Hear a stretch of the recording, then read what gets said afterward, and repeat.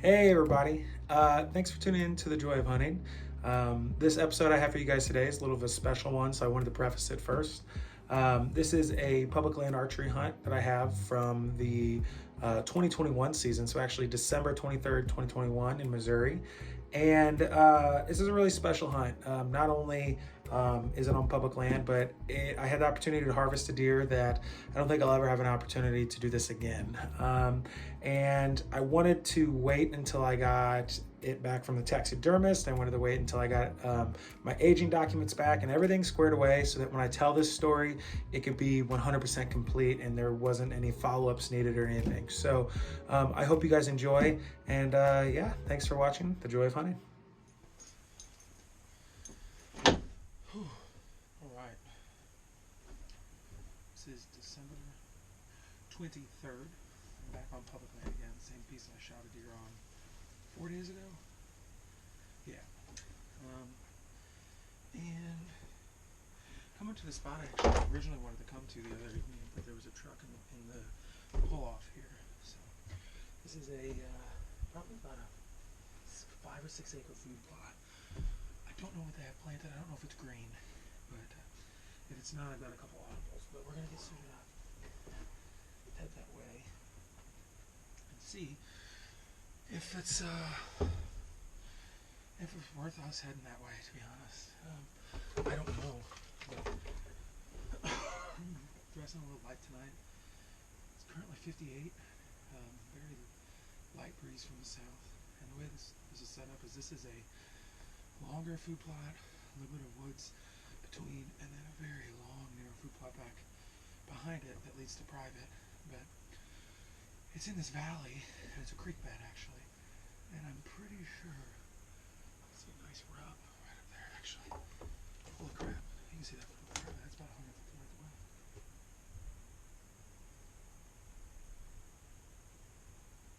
Yeah, that's a nice rub.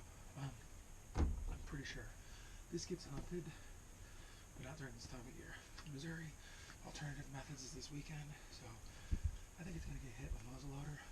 Probably not the best to be coming back into after this weekend, but let me see if I can't catch one slipping up, whether that be a doe. I don't know if I'll shoot a small buck. I'd like to shoot a respectable public land buck. I know that's different for everybody, but we shall see, to be honest. I don't know about me, so I'll catch up with you guys in a little bit, but we're going to keep getting ready so we can get out there.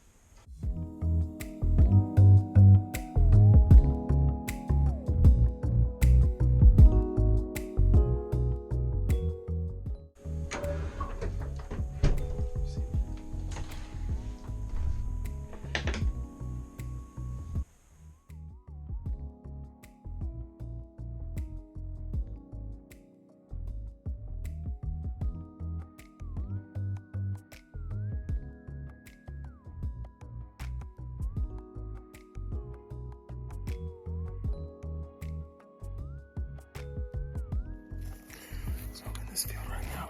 Here we go. We got some fresh. I don't know if you can see that. Fresh poop. Alright, that looks pretty fresh within the last day.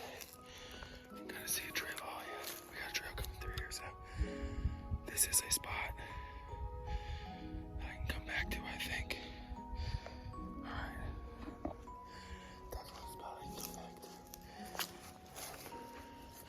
I do see a couple of scraggly looking trees. There's a group of them right there I think I can hunt out of. That may be it. That's a pretty defined trail coming in and out of there. I don't want to be on top of it, but that's that first bit of, there's some more. This is that first MRI, okay. Alright, there's a lot more. Oh wow. Oh wow, that's a lot. That's 5, 6, 7 piles here, so. Alright, so they're using this. It looks fresh. Wow, that looks fresh. So, the question then, I guess, is going to be, where do I get set up in here? I'm still going to go check out. I got enough time. I'm going to go check out this thing up here. But I'm looking and I'm seeing tons of piles of deer poop, some turkey poop. It looks like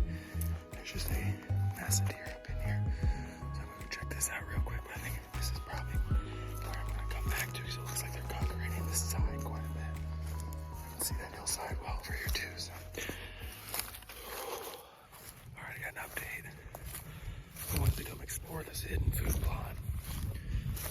The wind is not the best direction for it, and I decided to start pushing forward, and probably shouldn't have. I made a few more steps, and about 100 yards up in the timber, looked like I bumped a pretty nice buck.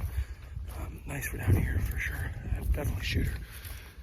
He didn't blow or anything. He just got up and looked like he moved probably 100 yards or so. I think what I'm going to do is head back closer to the edge here and try to set up where I can intercept him kind of coming into this green field. There's lots of sign.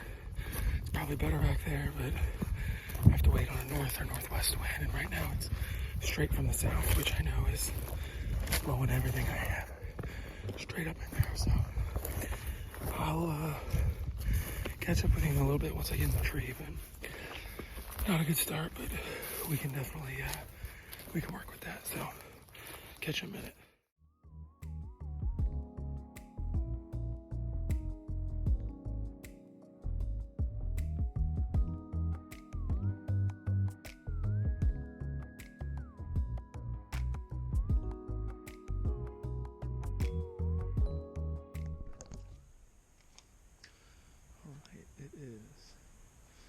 Thursday, December 23rd, 2 days before Christmas. And we're sitting over here over this food plot. It's got some green on it, not a whole lot. It's a little bigger than the one I was hunting a few weeks ago. But basically, we're hoping that we get something to come in. I did on my way in. I think I bumped a nice buck back up off this hill. Unfortunately, my wind just wasn't right. It was swirling a little bit. Headed to the south, but it's kind of, it is what it is. He may still be in the area, or maybe he wasn't as nice as I think he was. But yeah, we're gonna go ahead and we'll chill here for a little bit. Got about a little less than 2 hours still. We're getting settled right as I think a good time of the evening starts.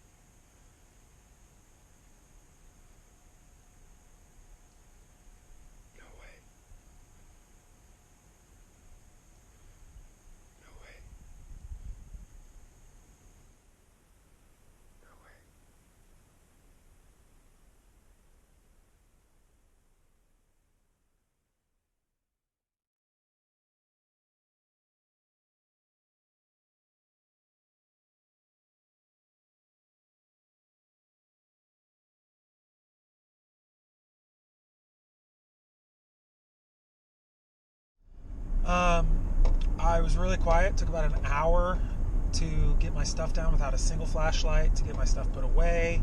I would just try to be as quiet as possible getting down. And yeah, I don't know if she's dead or not, but only thing I heard was about halfway down my descent, I heard another deer come in and start blowing. Blew twice, and then it ran off, and I know that it was a different deer because it ran off full speed, real heavy sounding deer. And then about 2 minutes after I heard that, I heard what sounded like a really weak snort, like a in that same direction. So I don't know if it was that same deer further away. I don't know if it was the deer I shot. The only downsides I have to wait until the morning like I did the other day is it's 60 degrees right now on December 23rd. So obviously I don't want it to spoil the deer. The other one is this is a spot that's got a lot of coyotes. And if this is this piebald deer, then, you know, I really, just watching the body language and the sound, I think I made a good hit. I just want to make sure, you know, I just don't want it to go to waste. I don't know. So I went to town for a couple hours, got dinner, went and got a really nice headlamp I've been wanting to get because my kind of flashlight I got is not the best. I'm going to go back to our cabin real quick, grab something to drink, water, and relax for a few minutes. And then I think I'm going to give her about 4 or 5 hours before I head in. And I'm really just looking for my arrow to start. If I find my arrow with good blood, then I'll proceed. Where she was standing from where I shot her was only about 40 yards away. If I don't find my arrow, or if I jump her, or I hear any type of movement, etc., I'm gonna back out and wait until the morning and you know, run my luck. All right. Here we are. Let's go.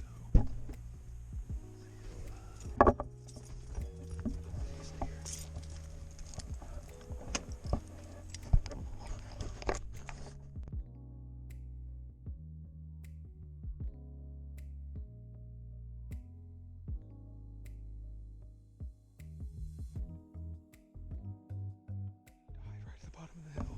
She died right. Oh my lord. Oh my god.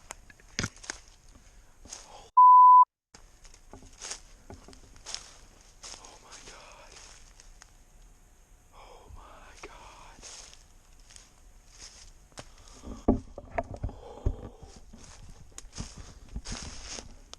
She's a ghost, man. I don't know. Wow. So about 5 minutes left of shooting line, she came in, and I mean, I took a shot, and I, you know, felt pretty confident with it. Had enough time. Heard a good hit, and obviously that was a great hit. But I knew, like I said, when she was coming in, she's gorgeous. She's old. I mean, you look at the size of that deer's head. That is an old doe. But I mean, it doesn't look like any other part of her body's piebald. But her face, like I said, she's missing half an ear. But I honestly think I'm gonna end up getting this one into a shoulder mount. I know it's $400, but I don't think I'll ever kill a deer like that again. This is like a ghost deer. That is probably the coolest deer I'll shoot for a long time. Just flat out the coolest deer I'll shoot. Thank you. Over and out.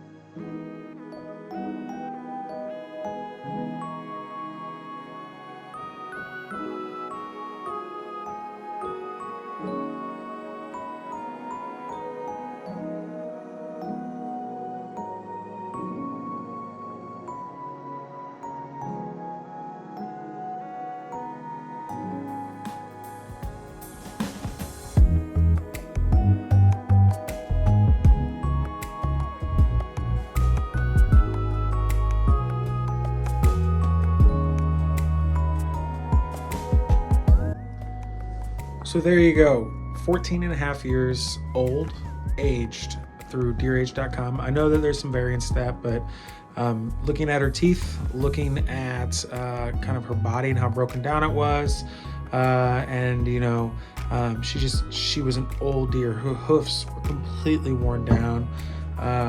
The white hair on the head and the eyelashes, just crazy to think that some of these animals, especially on public land, can live that long. And it was an absolute joy of a hunt, and something that I'll always remember. There's been no confirmation if she was piebald or not. Let me know in the comments below on if you think she's piebald, if you think it's just gray hairs. You know, she had gray eyes, and we actually had that put in to the mount as well. But regardless, it's a really cool hunt, and I'm glad you stuck in there. Thank you very much.